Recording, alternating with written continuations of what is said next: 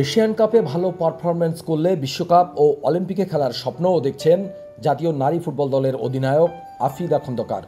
ভবিষ্যৎ লক্ষ্য সম্পর্কে আত্মবিশ্বাসী এই মিডফিল্ডার হাতে থাকা সময়কে কাজে লাগিয়ে নিজেকে আরও প্রস্তুত করে তুলতে চান।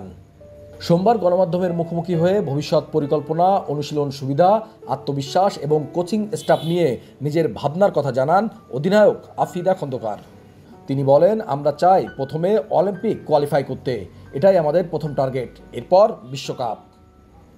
নারী দলের অনুশীলন, পুষ্টিকর খাবার, জিম সরবরাহ সহ অন্যান্য সুযোগ সুবিধা আরও উন্নত হওয়া দরকার বলে মনে করেন তিনি।